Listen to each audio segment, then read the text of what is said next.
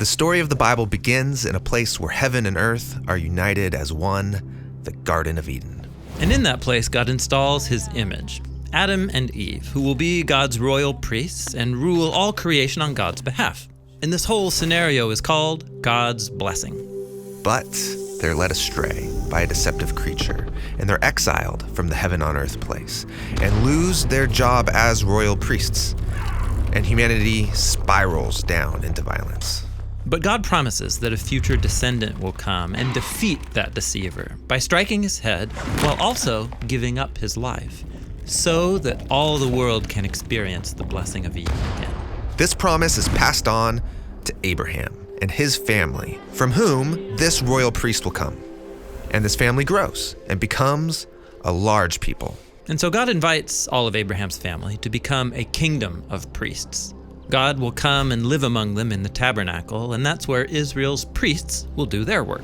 But that priesthood gets off to a horrible start. Yeah, and so when Israel eventually becomes a nation, their priesthood has become really corrupt. And so the people start asking for a king. And eventually, God raises up David. King David.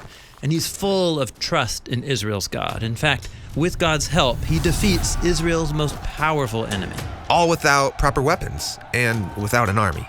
Now, not long after becoming king, David goes up into the high hills at the center of Israel's tribes, and he establishes a capital city, Jerusalem, otherwise known as Zion or the City of David, and it's like a new Eden. This is the same hilltop Abraham visited. It's where he met Melchizedek, and it's where God provided a substitute sacrifice for Abraham's failures. Exactly.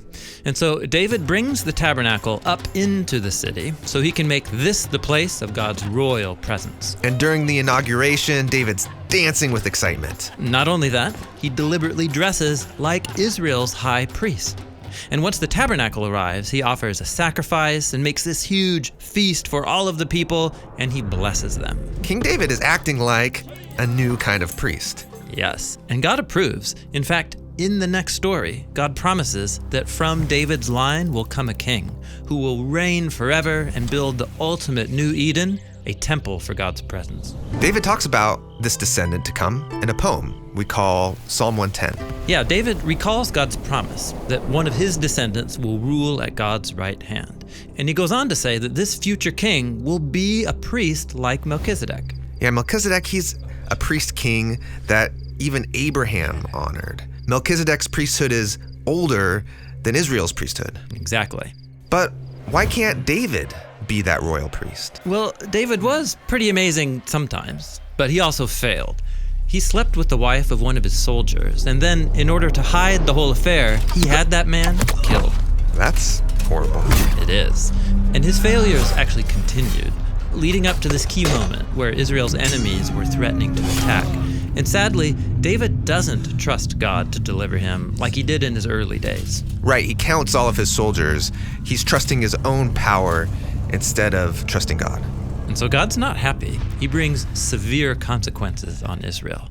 And David responds by surrendering to God and by offering his life as a substitute sacrifice on behalf of the people. That's like Moses, who offered himself for the sins of the people. And it's like Isaac, who was offered up for Abraham's sins, but then God provided a substitute. I see, so there is a pattern here. Right, and it's this pattern that leads us to the story of Jesus. He claimed to be the promised royal priest that the story's pointing to, the one who will bring the blessings of Eden and restore humans to their lost calling to fulfill God's promises to Abraham and David. And it's his story that we will look at next.